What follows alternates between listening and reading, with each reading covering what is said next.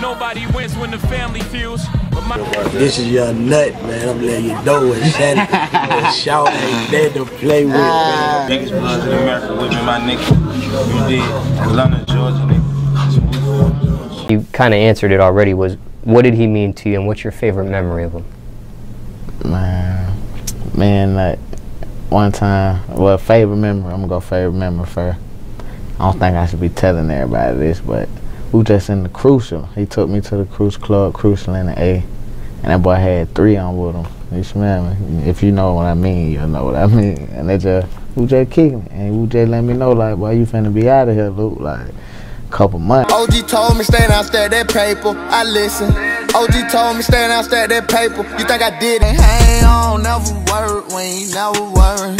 Yeah, never work, we ain't never. We've learned a music megastar, YFN Lucci, has surrendered on the gang racketeering case we told you about almost 2 weeks ago. A rapper apologized in court today over a deadly shooting that killed his friend. He's still trying to fight for his life.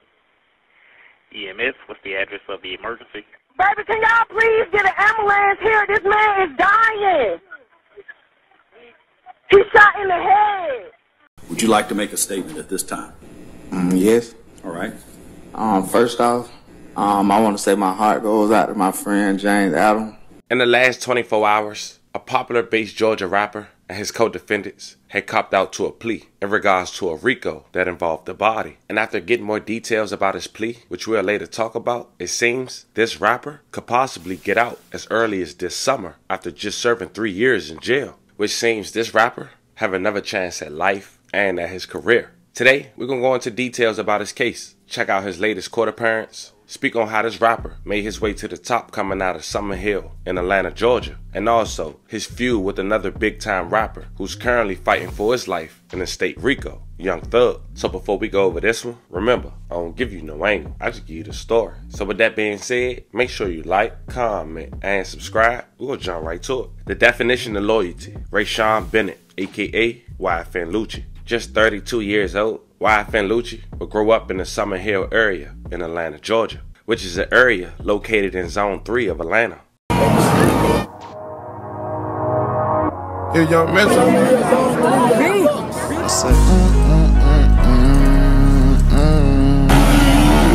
Yeah. Okay, look, run, hit it up. Now, Thick as a Game is a record label. Once had the artists like YFN Lucci still to this day, alongside Rich Homie Quan, which would be the key to the fallout with him and Young Thug later in the video. And there would be one OG that was respected on both sides once upon a time. He would go by Big Nut. He put YFN Lucci on to his record label. Oh man, get with it, get it rolled over, man.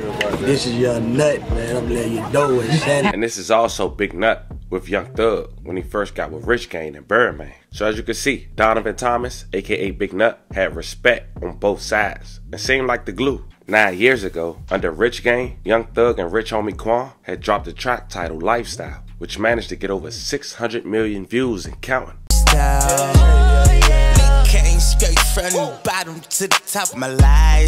It was one thing, Rich Homie Quan was still signed to Think It's a Game. And during this time, Young Nut had lost his life. January 10th, 2015, which is 9 years ago, the same year as Lifestyle. It seems Young Nut would lose his life after leaving a barbershop. May he rest in peace and love condolences to his family. Begin tonight with a developing story. Atlanta police are on the scene of a triple shooting, and one of the victims is a teenager. The shooting happened outside a barber shop, and tonight one victim is clinging to life. Channel 2's Jessica Jaglois is live at the scene where there's still a very heavy police presence. Jessica. As you can see behind me, there is still quite the active scene here in southwest Atlanta. McDaniel Street is still closed, and it has been for more than 3 hours. That's because there are shell casings up and down the street. Now, I'm told one of the men who was shot, a man in his mid-20s, is in critical condition, but that his status could change for the worse overnight. It appears that they were the intended target, but again, not sure the reason of the shooting. Atlanta police are investigating why 2 men in their mid-20s and a 14-year-old boy were shot outside of a barber shop in southwest Atlanta Saturday night. Right now, it doesn't appear that they had anything connection to the business. They were just kind of hanging out, is what we appear. Investigators say it appears to have been a drive-by shooting, and according to several witnesses we spoke with, an automatic weapon was used. Heard like something like a semi-automatic or something. And I came running to the front of the gate because my Uncle Sammy be hanging. Sugar Thomas is one of dozens of residents who weren't allowed into their apartments while police investigated. K-9 units were used to locate additional shell casings and other evidence. Now, there have been a lot of conspiracy theories going on, but a fact is, this is a charge that Young Thug is fighting with his state, RICO. He was living his best life. He was up at the barber shop at 330 McDaniel Street. He had paid for a bunch of people, a bunch of kids to get their hair cut. And you'll see that he is out there enjoying himself. The last actions that he took while he was fully alive and healthy, joking with his friends. You'll see that they didn't even see it coming. You'll see evidence that Donovan Thomas was literally in the middle of lapping it up with his friends when a car drives by and opens fire on him and whoever else might have been in close proximity to him. The evidence will show that this act wasn't done secretly. It was done openly, notoriously, almost as if to send a message. We did it. The evidence will show everybody knew who did it, because it wasn't done secretly. The evidence will show that this act didn't happen in a vacuum.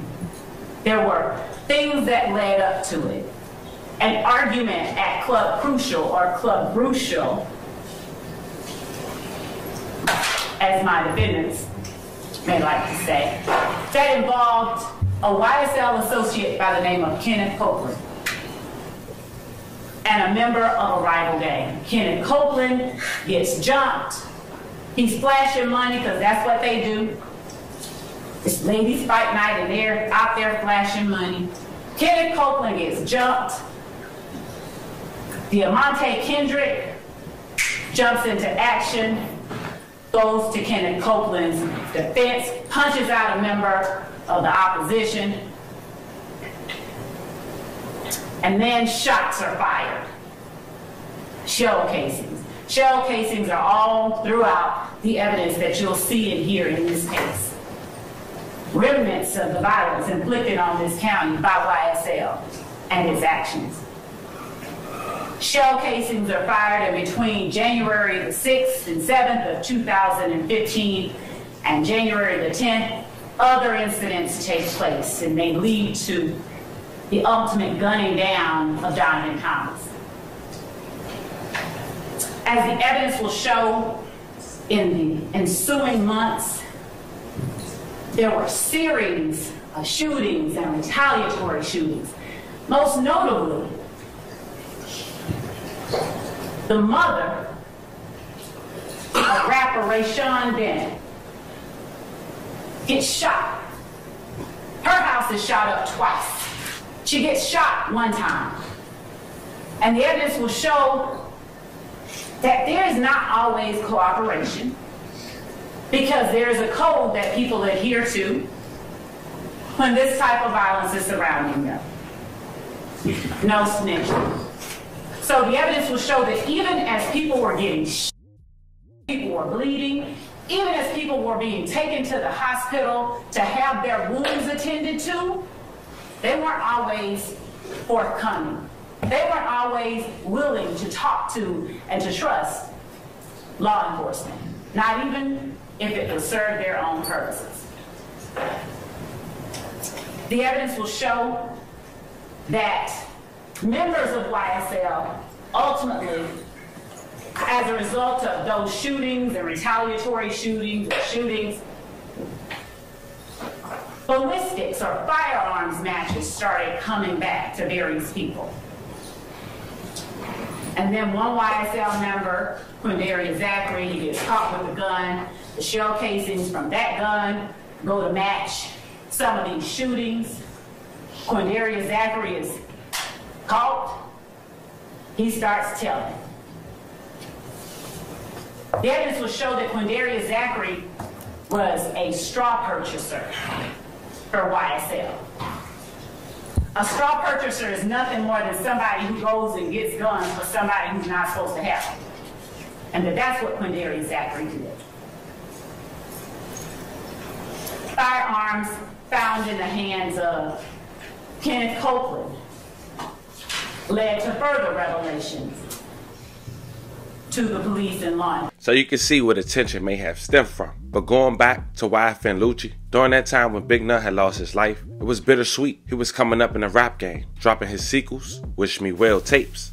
This was during the mixtape era, Wish Me Well 2, the most recent, now during streaming, Wish Me Well 3. But bands though Nut put YFN Lucci on and wasn't here to really see his success, he felt kinda bad. He even dropped an album in dedication to Big Nut titled Long Live Nut. And because of the connection of both crews, it just seems they never could see eye to eye. Now on December 10th, 2020, investigators believe 2 shooting incidents within blocks of each other in southwest Atlanta on a Thursday evening are related, with one man who lost his life and another who was injured. The man that lost his life was identified as 28 years old, James Adams. May he rest in peace and loving prayers to his family. He was from Miami, Florida. It seems he was pushed out the car after being shot in the head, spinning the block. Atlanta 911 for the 2679. What's the address of your emergency? We need an ambulance. Somebody is laying out. Somebody, I don't know if he barely. Let me connect you. Stay on the line. Somebody just threw him out of the car. Let me connect you to the ambulance. Huh? He's still trying to fight for his life. EMS, what's the address of the emergency? Baby, can y'all please get an ambulance here? This man is dying. He's shot in the head. He just took his last breath, man. What street are you on, ma'am? Can you give him your location, please, for the ambulance to give the guy some help? What is his address? Man, this man just took his last breath, man. Man, we have help on the way already. Tell me exactly what happened. We don't know. Me and my sister, we were just walking down the street, and somebody just rolled down the street with a man hanging out the car. They just pushed him out the truck and left him for dead. Ma'am, I thought you said he was shot in the head. Yes, he is shot in the head. They threw him out the car. He just died. He just took his last breath. We have the ambulance already on the way, okay? Okay. And can you tell me what kind of vehicle? Listen, you go ahead and get fire and PD and route. Can you tell me what kind of vehicle he was stolen from, please? White. A white car, truck, or SUV? SUV.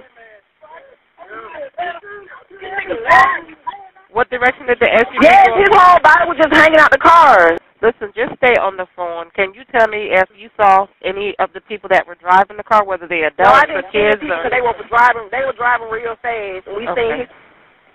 Now 2 more people was in the car that was from Miami when this happened. They also got arrested with YFN Lucci. Rayvon Boyd, 23 years old, and Leroy Pitts was 17 years old. And this happened in Atlanta, with the only person banned from Atlanta was YFN Lucci. And that was enough for the state to give him a RICO. We've learned a music megastar, YFN Lucci, has surrendered on the gang racketeering case we told you about almost 2 weeks ago. Channel 2 investigative reporter Mark Winnie is live at the Fulton County Jail. And Mark, you've learned about a court battle brewing over whether he should be out on bond.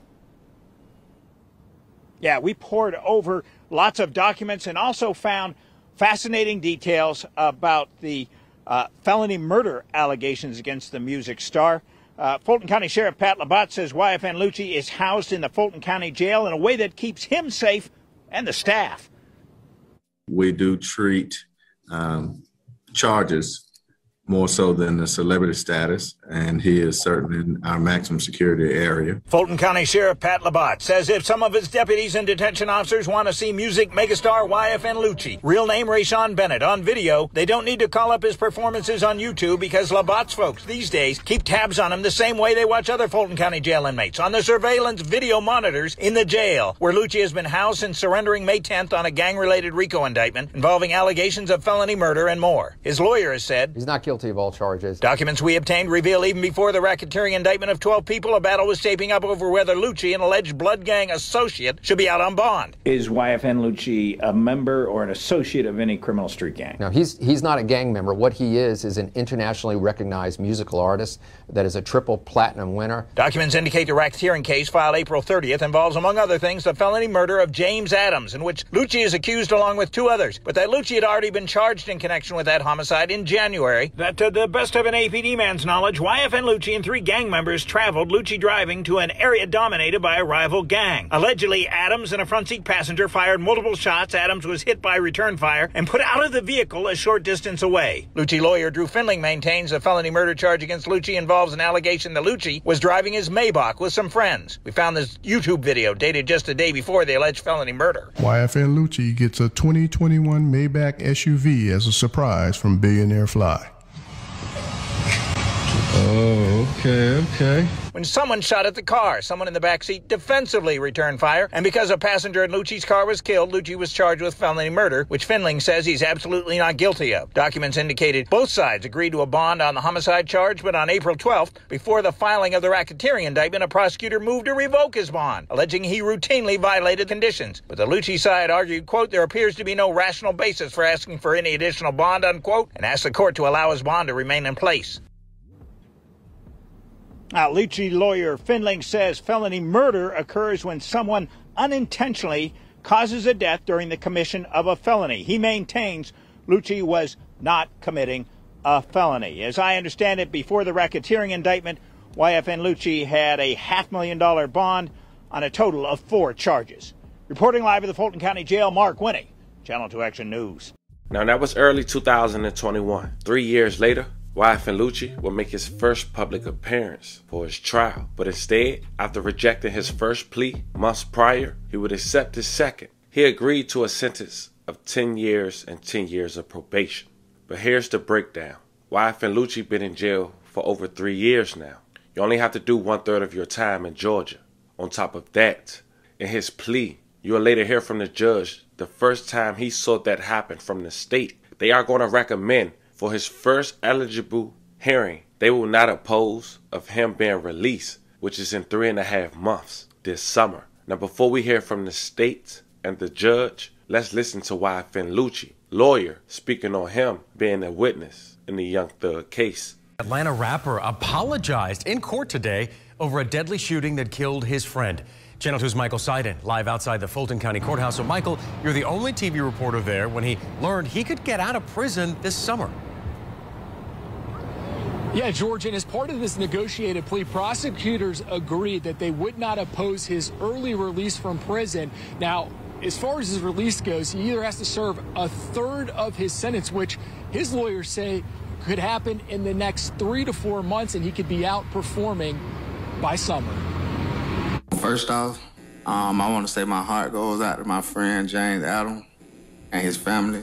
With his lawyers by his side, Rayshawn Bennett, who raps under the name YFN Lucci, apologized to his friends and family after pleading guilty to 1 count of violating the Street Gang and Terrorism Prevention Act for his role in what Fulton County prosecutors call a gang-related drive-by shooting that claimed his friend's life in 2020. Now, as part of a negotiated plea with prosecutors, the judge sentenced Bennett to 20 years with 10 to serve in custody and the rest on probation.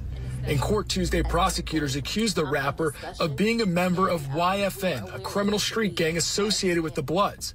Prosecutors say Bennett was behind the wheel of his Mercedes Maybach, while 2 of his passengers exchanged gunfire with a group of rival gang members. The decedent, James Adams, sustained a gunshot wound to his torso that caused his death. Then came a sweeping RICO gang indictment against numerous defendants, including Bennett, who was facing a felony murder charge before the negotiated plea. He just wants to get these 3 months out of the way get to his family, his 4 children, and importantly, for his many and millions of fans out there back to performing. Attorney Drew Fendling also addressed rumors that his client is planning to testify in the YSL gang case against Young Thug. So if his name's on a witness list, it's garbage. You could throw it in the trash can because he's not testifying in any case. Yeah, so in addition to Bennett's plea, 2 of his co-defendants also accepted pleas. Malik Stanley, Rayvon Boyd both pleaded guilty in exchange for reduced sentences. We are live in downtown Atlanta. Michael Seiden, Channel 2 Action News. YFN Lucci recent court appearance lasted for about an hour. We're going to chop it down to less than half the net. Check it out. Had this case gone to trial, the state would have shown that on December 10th, 2020, this defendant, Mr. Bennett, was gifted a 2021 Mercedes-Benz Maybach by his record label. The defendant drove that vehicle and picked up his co-defendants, Rayvon Boyd, Leroy Pitts, and the decedent, James Adams. Boyd, Pitts, and Adams traveled up from Miami, but were visiting the defendant, Mr. Bennett, in Atlanta. The defendant then drove around the city of Atlanta in that vehicle. Although Bennett himself did not personally possess a firearm, he was aware that there were firearms in the vehicle, to include 2 assault rifles. At some point, defendant Bennett drove to the area of Dimmick and People Street, located in Fulton County. While traveling down Dimmick Street, after passing several individuals who were standing on the street, this defendant stopped his vehicle. The individuals on the street and the individuals in the inside of his vehicle began shooting at each other. This shooting is captured on surveillance video, and the video reflects that after defendant Bennett stopped his vehicle, co-defendants Boyd and the decedent, Adams, opened the door to the car and began firing assault rifles at Kevin Wright, Nathan Bedford, and others that were on the street at the time. The video shows Nathan Bedford and Kevin Wright and others shooting back at the vehicle. During the exchange of gunfire, the decedent, James Adams, sustained a gunshot wound to his torso that caused his death.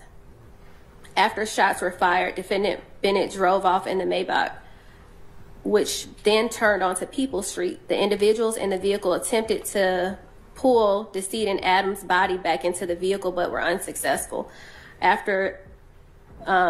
As a result, they left his body on People Street and left the scene.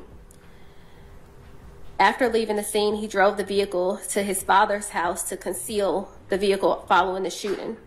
The facts and evidence would further establish that defendant Bennett is an associate of the Bloods, a criminal street gang operating here in Atlanta and elsewhere.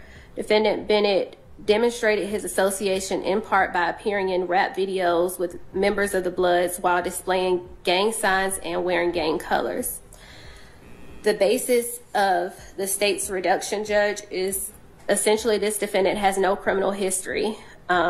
We have spoken with the family in this particular case, and they have maintained throughout the course since this incident occurred that they are on board with the recommendation. They are more than amenable to the defendant's request at this point. And they have also, as you are aware from the facts, is the defendant's level of culpability in this particular incident. He was the driver of the vehicle, and he didn't have a weapon during the time of this incident. And this is out of the 80-something counts in the indictment, Judge, this is the one incident that this particular defendant is a part of. So given those things, we did take that into consideration, and that's the recommendation that we are presenting before the court. All right. Thank you, Ms. Christian. Mr. Fendling or Mr. Banks, would you like to tell me anything about your client and share anything about the plea? Yes, Your Honor. Thank you, Your Honor. Your Honor, as you've heard, Mr. Bennett is 32 years old, and of course we've been to you through the course of years. We've been together on this case with Your Honor for years. He is the father of 4 children, who he assumes the task, the welcome task of being their sole provider, and he takes that seriously. It's well documented what his profession is, and that is that he is a professional entertainer. I want to be clear with the court that we just didn't talk to Mr. Bennett and just take his words on these things. We've talked to literally corporate executives in California about him. We've listened to his music. You know, we've been talking to these jurors about listening to rap and hip hop, and we have spent countless hours watching videos and listening to his music, trying to see the connection it has to the case. We've employed the best experts in America on that issue, on the lyrics issue. We've employed the best experts in America on the gang issue. But most importantly, for purposes of our conversation today, and not too dissimilar from really what was presented to you by Ms. Christian, I actually appreciate her explanation of December 10th.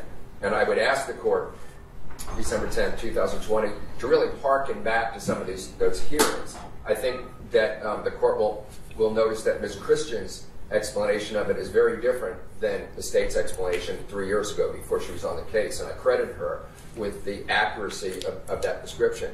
I will tell the court, as we've shared with counsel, we hired literally the best civil engineers in America to analyze what transpired on December 10th. And I think it is fair to say from that, number one, not only is it impossible to with 100% certainty say who initiated shooting, but I think it's fair to say that the argument can be made by professionals that these other people actually initiated the shooting based on expert testimony. But what's critical about that and what has transpired, and we've been very open with the court, and the state has acknowledged, and that is the other folks that were involved, some of the names, I'm not going to besmirch their reputations, as the court has heard, now have literally open murder cases going to trial. One of them had been charged with criminal attempt to commit murder. These were these other folks. And so there was a lot going on in that particular area at the time. And these are all the things that contextualize why this plea came to fruition at this time. We have really gotten to know our client's family. The court will note that his family has literally sat in that back row, dedicated to him, paying attention, being courteous to the court, and being respectful to the court, but being here in support of Mr. Bennett. And I think that's what the court can expect with him moving forward. There have even been people that are involved in the music world that in light fashion have literally been here, sitting in the back, being courteous, paying attention to these folks, to what has transpired here.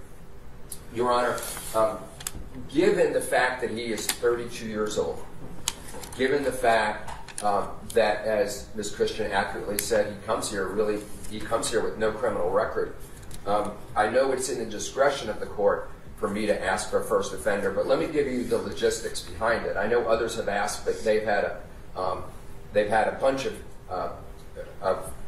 offenses for which they've entered guilty pleas to. Mr. Bennett comes to Your Honor, out of the 13 counts, 12 of them will be null pros. He is going to enter a plea to one of them with the court's permission. I philosophically had the honor of my first assignment was to be assigned to Judge Daniels Courtman, who wrote the book on criminal law, the original book that we all look at. And he used to say, when I was a public defender, he used to stare at people and go, "It's my honor to give you first offender because everybody deserves a chance to get on the other side. Of course, if you commit any faux pas during that period of time, you will pay the price dearly." First offender is the proverbial sword of Damocles, and it will hang over Mr. Bennett's head for a long time. What's interesting about this offense, this plea, excuse me, is that there really will take 2 decades for first offender to ultimately inure to the benefit of Mr. Bennett.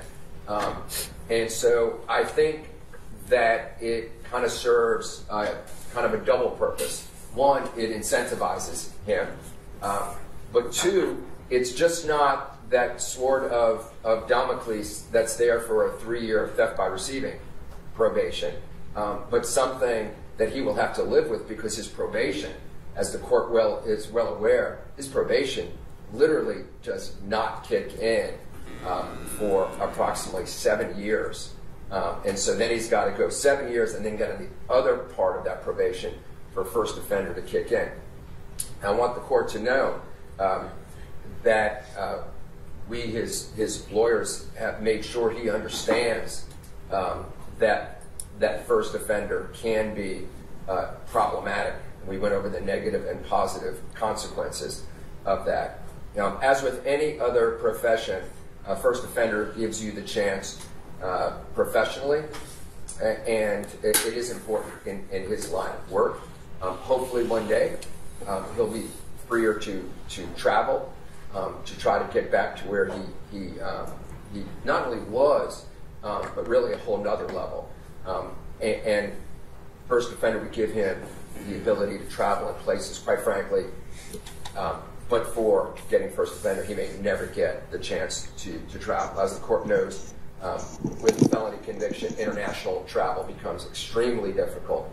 And maybe it will take 10 years for him to go to those places, but that would be that would be very, very important for him moving forward to be able to go to different venues he would not necessarily be able to travel to contractually have relationships with morality clauses he might not able to otherwise be able to contract to.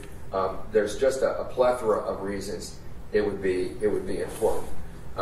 I also, Your Honor, want to say that I think that this process has really served a purpose. This case is unique.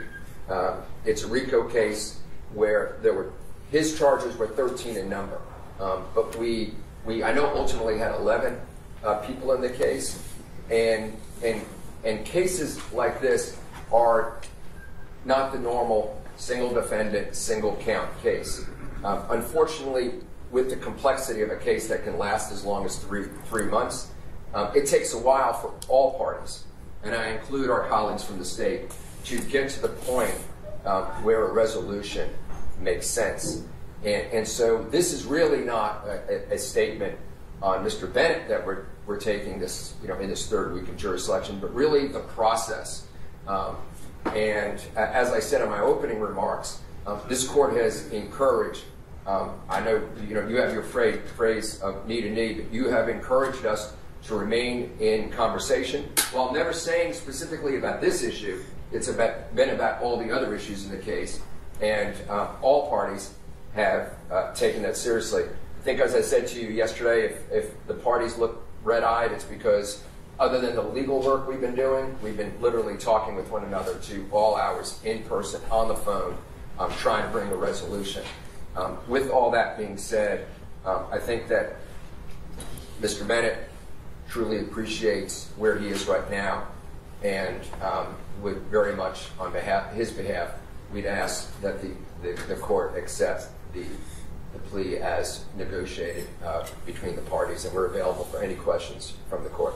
All right, thank you, Mr. Findling. Mr. Banks, do you wish to go on the record as well? Judge, I would just simply say that these are very difficult cases. Having been the former director of the gang unit in this office,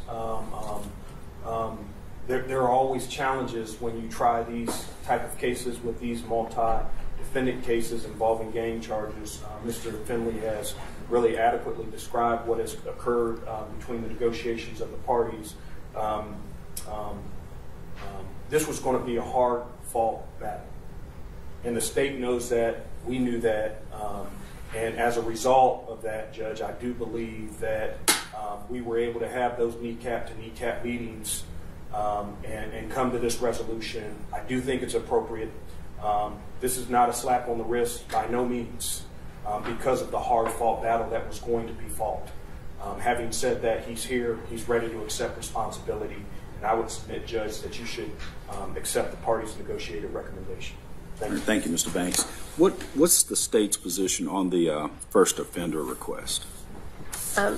Thank you, Judge. We, as the court knows, we've had several negotiations. This has been a point of discussion, and we were aware that this would be a request, and not just on my behalf, but after speaking even with the DA regarding this particular issue, Your Honor, the state objects to first offender. All right. Thank you. Thank you, Ms. Christian. All right. Mr. Bennett, based on the presentation of Ms. Christian, the Assistant District Attorney, I find that there's an adequate factual basis for the charges against you. More importantly, based on your responses to her questions, I find you're entering your plea in this case knowingly, intelligently, and voluntarily. At this time, before sentence is imposed, you're free to make a statement, but only if you wish to do so. Would you like to make a statement at this time? Yes. All right. First off, I want to say my heart goes out to my friend James Adam and his family. Also, I want to apologize to my family and my friends for putting them through this stressful process. And I would also like to apologize to the court. And that's it. All right. Well, thank you, Mr. Bennett. Let me just confirm with the state that the only pending charge in this recommendation is count 69. Yes, Judge. And what is that charge? Violation of the Street Gang Act. All right. For count 69, Mr. Bennett, violation of the Street Gang Act, your sentence is 20 years to serve 10 years with the balance on probation. All other counts will be null prost. There are several conditions to this plea agreement. There are special conditions and conditions on the state. The special conditions are that you're to engage in no criminal street gang activity. You're to have no contact with criminal street gang members or associates. You're to have no contact with your co-defendants, Derek Adams, Rondavius Hawkins, Rayvon Boyd, Leroy Pitts, Artez Carter, Malik Stanley, Reginald Carter, DeMonte Thomas, Tidrikas Glass, Justin Ushery, and Victor Meadows. You're to have no guns or replicas of guns. You're to participate in no gang affiliation and or conduct associated with gangs on social media. You must be gainfully employed. And for purposes of the definition of employment, since you are an entertainer, self-employment would come under the context of employment. You're to have no violation of any state or federal law while serving on any portion of this sentence, including any period of incarceration. You're to comply with all rules maintained by the county jail where you are to be housed prior to being transported to a facility within the Department of Corrections where you will be designated to serve out this sentence. You're to comply with all rules maintained within any facility of the Department of Corrections where you will be designated to serve out this sentence. You will waive your right to appeal any and all terms and conditions of this plea agreement and the sentence imposed, as well as any right that you possess in connection with OCGA section 24-4-410. I'd like to ask both Mr. Findling and Mr. Banks if this term is agreed to by counsel as well. It is, Judge. All right. If you violate any term or condition of this agreement, including the special conditions, the state will be free to revoke this sentence and recommend any penalty allowed under the law, including but not limited to the maximum sentence provided by law. As a condition of this sentence, the state has also agreed, and I believe this is the first time I've ever seen this, the state has agreed to write a letter to the Board of Pardons and Parole stating that the state will not object to you being released from the Department of Corrections the first time that you become eligible for parole, or after serving 1/3 of your prison sentence, whichever comes first, if you comply with the following conditions. You're to comply with the lawful authority of any and all law enforcement. You're to have no further incidents from the date of this plea in any penal institution. You are to receive credit, and I don't do the credit from time served, but what I will acknowledge is you have been incarcerated since January 13th of 2021 to the present. Is that correct, Ms. Christian? Yes, Judge. And Mr. Findling and Mr. Banks, do you agree with that date, with those dates? Yes, Judge. All right. Have I adequately detailed the recommendation, Ms. Christian? Yes, Judge. Mr. Findling. Yes, Your Honor. I just want to ask, just one fact on the first offender. I know there was an issue with a co-defendant, but the court would note that co-defendant had to plead to a voluntary manslaughter charge, which puts the court in an uncomfortable position for a request on first offender on voluntary manslaughter. That's a difficult ask. We're not similarly situated. All right. And the court has considered the first offender request, and the court is denying the request at this time. All right, anything else? Have I adequately detailed the recommendation, Mr. Banks? If I may, Judge, as a part of the negotiated recommendation, the state has agreed to null pros indictment number 22 SC 180737, as well as decline to prosecute case number 23 CP 216278. Is that correct, Ms. Christian? Yes, Judge. I was going to present that at the end of this. All right. So is there anything else before I bring probation on to give further instructions from the state, Ms. Christian? Nothing else remaining on this. All right. Anything else, Mr. Findling or Mr. Banks? No, Your Honor. It's just been no. All right. Officer Smith, go ahead and unmute your microphone, please. Yes, Your Honor. Before Mr. Bennett when he is placed on parole or when he is released on parole, he'll be given reporting instructions at that time. If he resides in another state, they will process the transfer of the case to the other state, but he will be given full and complete reporting instructions prior to his release from the Department of Corrections. All right. Thank you, Officer Smith. All right. I'd like to just echo Mr. Findling's earlier comments about the professionalism exhibited by the attorneys for the state and the defense in this case, and this process as well.